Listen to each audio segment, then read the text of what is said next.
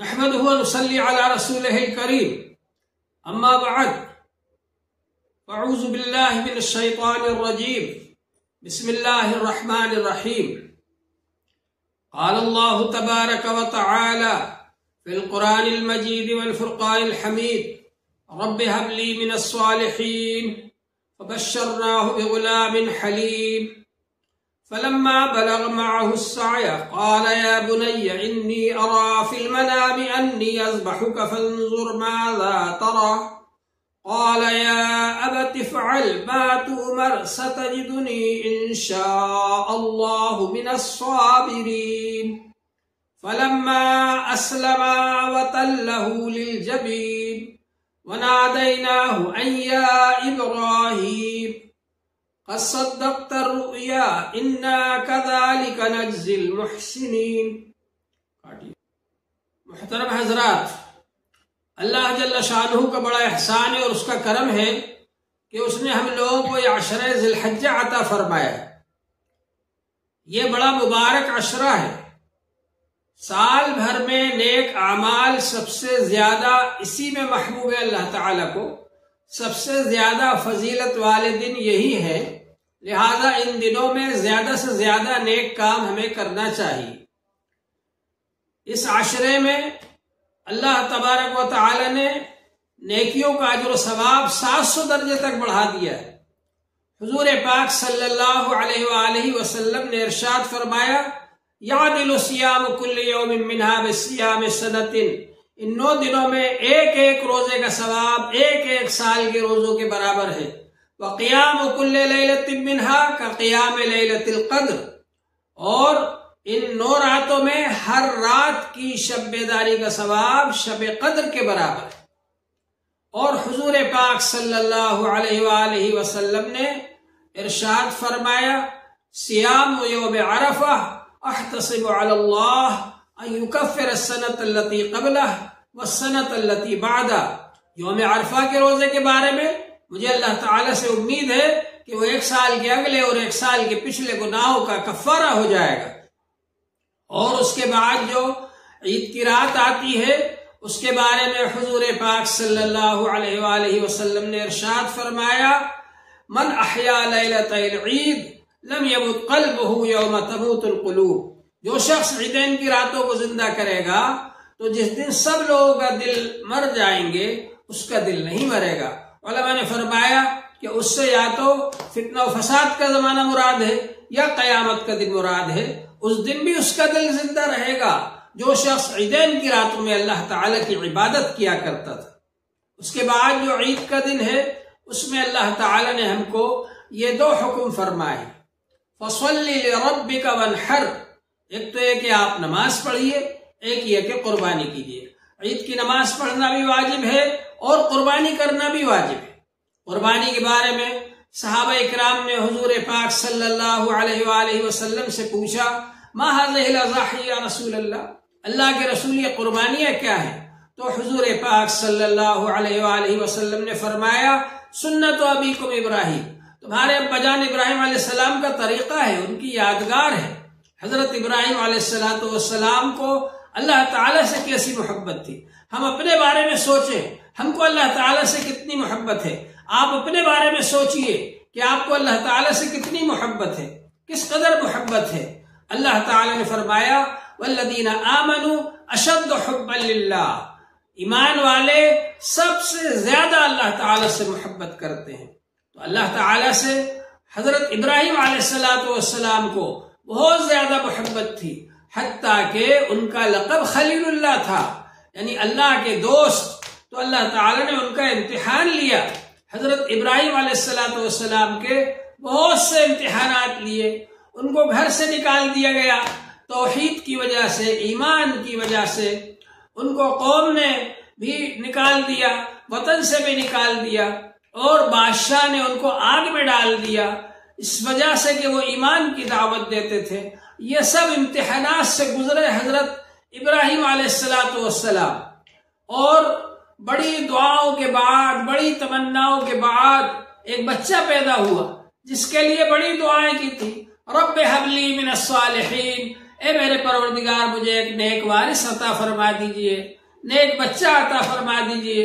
اللہ تعالیٰ نے خوشخبری سنائی، فبشرناہ بغلام حلیم، ہم نے ایک بردبار بچہ دینے کی آپ کو خوشخبری سنائی، برداشت کرنے والا بچہ ہوگا، بردبار بچہ ہوگا۔ حضرت ابراہیم علیہ السلام کو اللہ تعالیٰ نے اسماعیل علیہ السلام جیسا بچہ عطا فرمایا، لیکن اللہ تعالیٰ کی طرف سے حکم ہوتا ہے کہ بچے کو اور ان کی ماں کو لے جا کر جنگل میں چھوڑ کر کے آؤ۔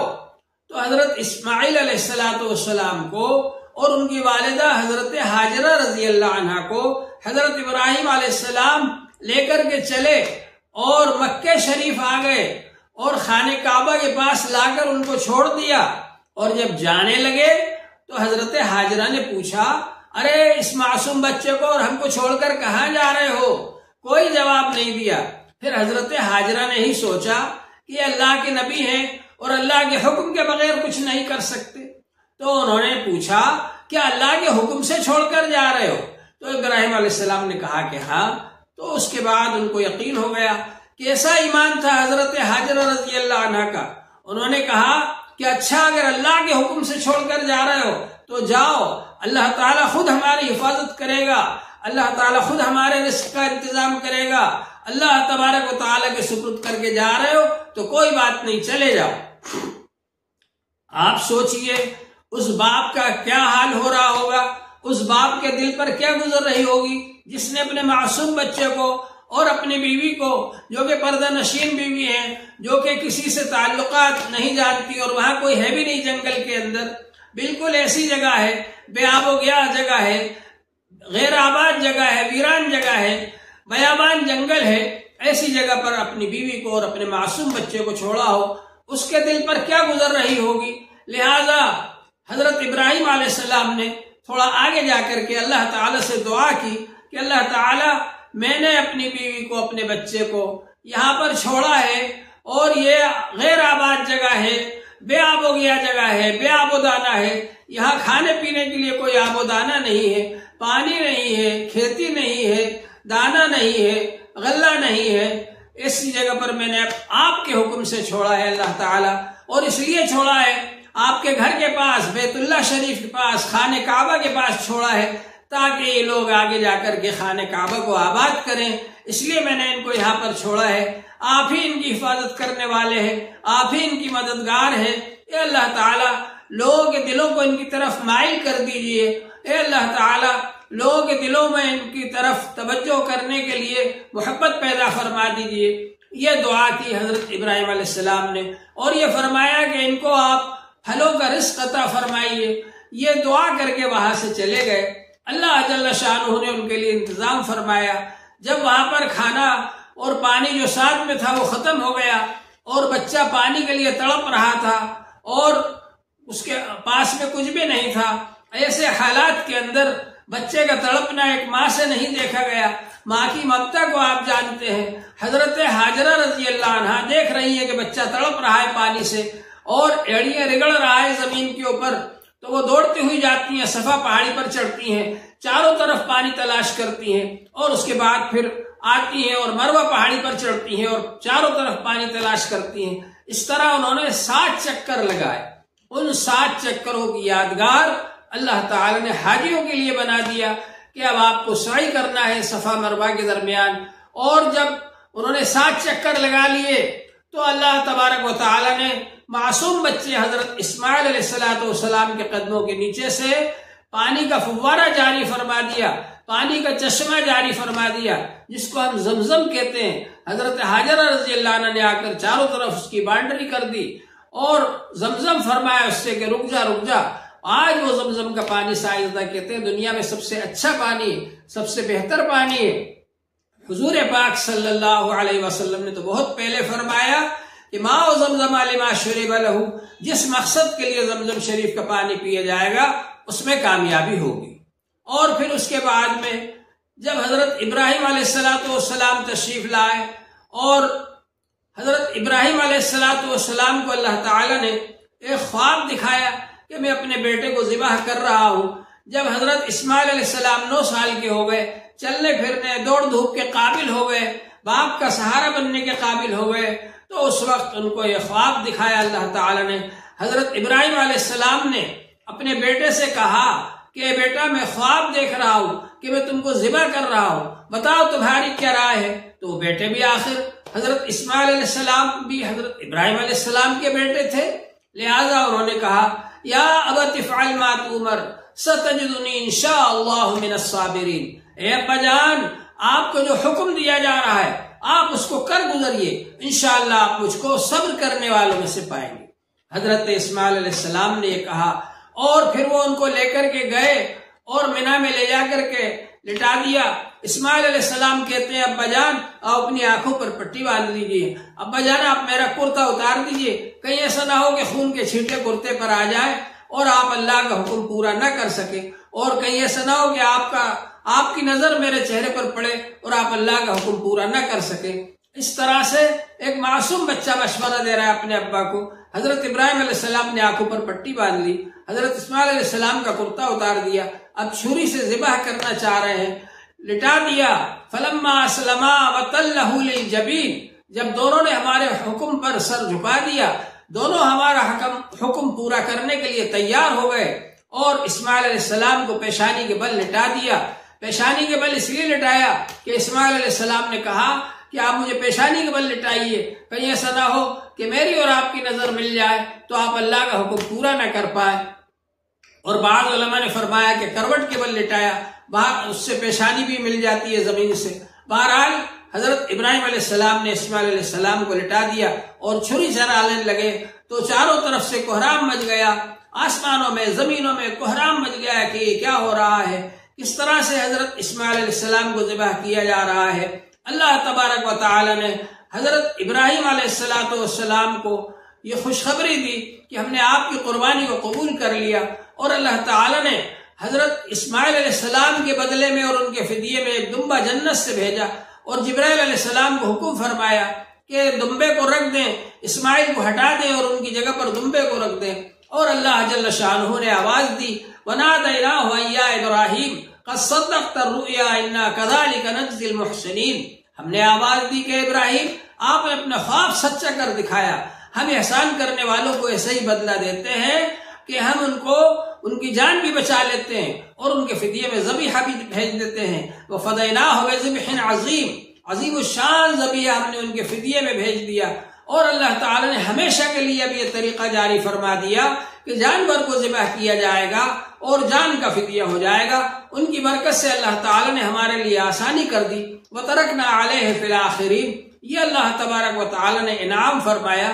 یہ واقعہ ہے قربانی کا، اور یہ واقعہ اس بات کو بتلاتا ہے کہ ہم جو یہ ذبح کر رہے ہیں جانور کو، یہ حضرت ابراہیم علیہ السلام اور حضرت اسماعیل علیہ السلام کی یادگار کے طور پر، ان کی یادگار منانے کے لیے ہم یہ جانور کو ذبح کر رہے ہیں۔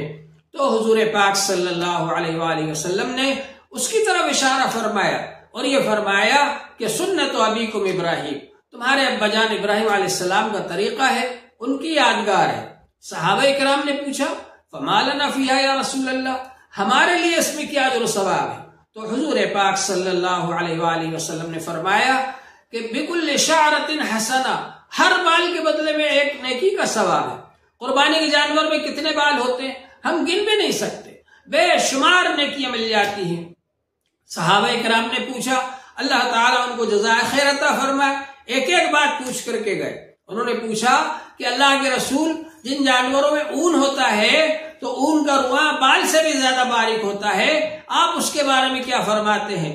تو حضور پاک صلی اللہ علیہ وآلہ وسلم نے فرمایا بِكُلِّ شَعْرَةٍ مِّنَ الصُّوفِ حَسَنَةٌ، کہ اون میں بھی ہر روئے کے بدلے میں ایک نیکی کا ثواب ہے۔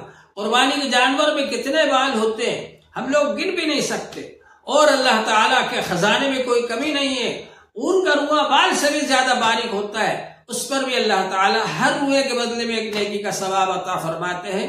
تو قربانی یہ واجب ہے ہر ایسے مسلمان پر جو آدمی مسلمان ہے، صاحب حیثیت ہے، صاحب نصاب ہے، یعنی اس کے پاس میں اتنا مال ہے کہ 52.5 تولہ چاندی کے برابر ہے، یا اتنا روپیہ ہے جس سے 52.5 تولہ چاندی خرید سکتا ہے، تقریباً 42,000 روپے میں 52.5 تولہ چاندی آ جاتی ہے، یا اتنا سامان ہے ضرورت سے زائد جس کی قیمت 42,000 روپے کے برابر ہے، تو اس پر قربانی واجب ہے۔ قربانی اگر نہیں کریں گے تو گناہگار ہوں گے۔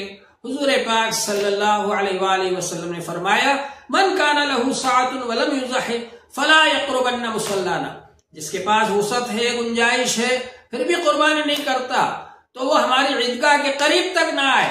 حضور پاک صلی اللہ علیہ وسلم اس سے اتنا ناراض ہیں، اتنے زیادہ اس سے خفا ہیں، ناراض ہیں کہ فرماتے ہیں وہ ہماری عیدگاہ کے قریب نہ آئے، یعنی اس کو عید منانے کا کوئی حق نہیں جو کہ مالدار ہونے کے باوجود قربانی نہیں کرتا۔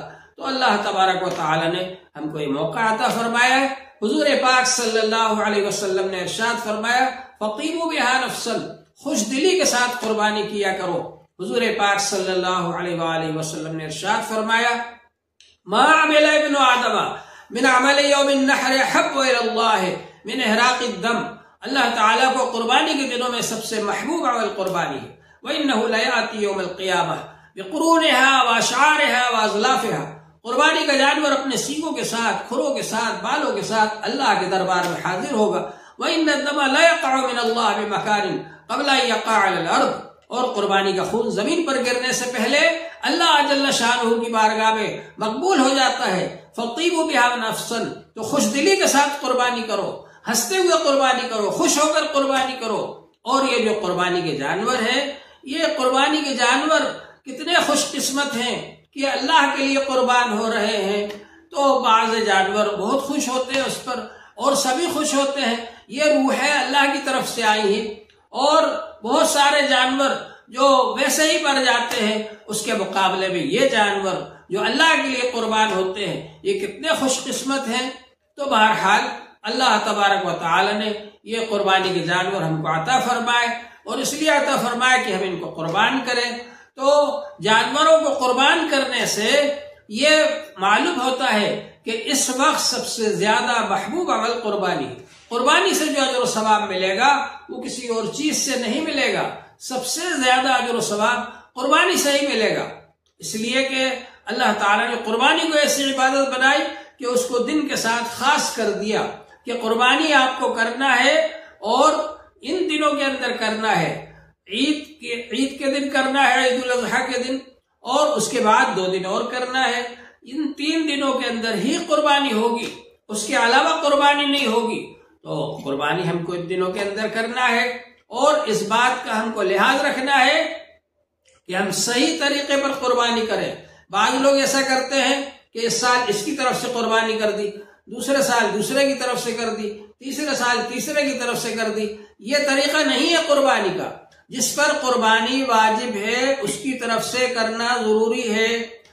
اگر گھر میں ایک ہی آدمی ایسا ہے جس کے پاس میں پورے گھر کا حساب کتاب ہے، سب لوگ مال کما کر کے اپنے والد کو دیتے ہیں، یا اپنے دادا کو دیتے ہیں، یا بڑے بھائی کو دیتے ہیں، اور باقی سب کا خرچ وہی برداشت کرتے ہیں، وہی مال کو خرچ کرتے ہیں، وہی سب کا حساب کتاب رکھتے ہیں، تو ان کی طرف سے قربانی ضروری ہے۔ اور اگر گھر میں سب لوگ ایسے ہیں جو مالدار ہیں، سب کے پاس بینک بیلنس ہے، سب کے پاس 42,000 روپیہ ہے یا اس سے زیادہ کا مال ہے، تو ہر ایک پر الگ الگ قربانی واجب ہوگی، ہر ایک کی طرف سے کرنا پڑے گی الگ الگ قربانی، یا حصے میں شریک ہو جائے۔ اور اسی طرح سے اس بات کا لحاظ رکھا جائے کہ والدین کی طرف سے جو قربانی آپ کر رہے ہیں، اگر والدین خود مالدار ہیں تب تو ان پر قربانی واجب ہے، اور اگر مالدار نہیں ہے، غریب ہے، تو اپنا آپ کے اوپر قربانی اگر واجب ہے، اپنا واجب ادا کرنے کے بعد اگر آپ اپنے والد کی طرف سے بھی قربانی کر رہے ہیں جو ان کی طرف سے نفل ہے، یا والدہ کی طرف سے کر رہے ہیں ان پر اگر واجب نہ ہو تو ان کی طرف سے نفل ہے، تو یہ نفل قربانی آپ کر سکتے ہیں اپنا واجب ادا کرنے کے بعد، جبکہ وہ یہ کہیں کہ ہماری طرف سے کرو، یا آپ تبرع کے طور پر ان کی طرف سے کر رہے ہیں نفلی قربانی تو کر سکتے ہیں۔ تو یہ بھی ایک طریقہ ہے۔ اور جو مرحومین ہیں، مرحومین کی طرف سے بھی آپ قربانی کر سکتے ہیں۔ حضور پاک صلی اللہ علیہ وسلم کی طرف سے بھی آپ قربانی کیجئے۔ حضور پاک صلی اللہ علیہ وسلم نے اپنی امت کی طرف سے قربانی کی، کتنا احسان فرمایا۔ آپ نے یہ فرمایا کہ یہ میری طرف سے ہے اور میری امت میں جس نے قربانی نہیں کی اس کی طرف سے، تو حضور پاک صلی اللہ علیہ وآلہ وسلم کی طرف سے بھی ہم نفلی قربانی کر سکتے ہیں۔ حضرت علی رضی اللہ تعالی عنہ حضور پاک صلی اللہ علیہ وآلہ وسلم کی طرف سے نفلی قربانی کرتے تھے، ہم کو حضور پاک صلی اللہ علیہ وآلہ وسلم کی طرف سے بھی نفلی قربانی کرنا چاہیے، اور اپنے والدین مرحومین کی طرف سے یا مرحوم رشتہ داروں کی طرف سے اگر ہم نفلی قربانی کرنا چاہیں تو ان کو بھی اجر و ثواب ملے گا، اور اچھا یہ ہے کہ ہم ان کی طرف سے بھی نفلی قربانی کریں، لیکن اس بات کو یاد رکھیں کہ اپنا واجب ادا کرنے کے بعد پھر نفل قربانی دوسرے کی طرف سے کرنا ہے۔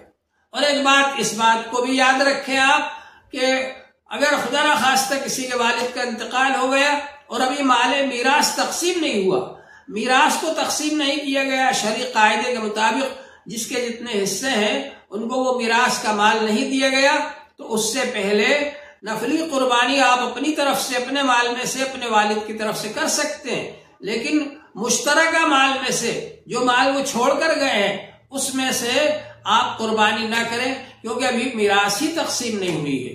جب میراث تقسیم ہو جائے، کس کے حصے میں کون سا مال آیا، کتنا آیا، وہ معلوم ہو جائے، اس کے بعد پھر آپ کر سکتے ہیں اپنے حصے میں سے، اور اپنے پاس جو مال ہے آپ کا کمایا ہوا اس میں سے آپ جب چاہے کر سکتے ہیں۔ تو ان مسائل کا ہم کو لحاظ رکھنا چاہیے۔ اللہ جل شانہ ہم سب کو عمل کی توفیق عطا فرمائے۔ اور بھائی ایک بات اور خاص طور سے سن لیجئے آپ حضرات کہ قربانی جو ہم کریں تو ایسی جگہ پر کریں جہاں کہ عام طور سے لوگ نہ دیکھتے ہو، منظر عام پر وہ جگہ نہ ہو، بلکہ لوگوں کی نظروں سے الگ ہٹ کر کے ایسی جگہ پر قربانی کریں جو مخصوص جگہ ہو، چاروں طرف سے پردے وغیرہ لگا لیں، اس کا انتظام کریں۔ اسی طرح سے جو اس میں سے قربانی میں سے جو آلائش وغیرہ نکلے گی تو ان کو ایسی جگہ پر ڈالیں کہ نگر نگم کے لوگ وہاں سے اٹھا کر کے لے جائیں، یا خون وغیرہ جو نکلے تو گڑھا کھود کر اس کے اندر بھر دیں اور اس میں وہ دفن ہو جائے خون، تو اس کا انتظام کریں تاکہ ہماری وجہ سے کسی کو تکلیف نہ پہنچے۔ اللہ جل شانہ ہم سب کو عمل کی توفیق عطا فرمائے۔ وآخر دعوانا الحمد للہ رب العالمین۔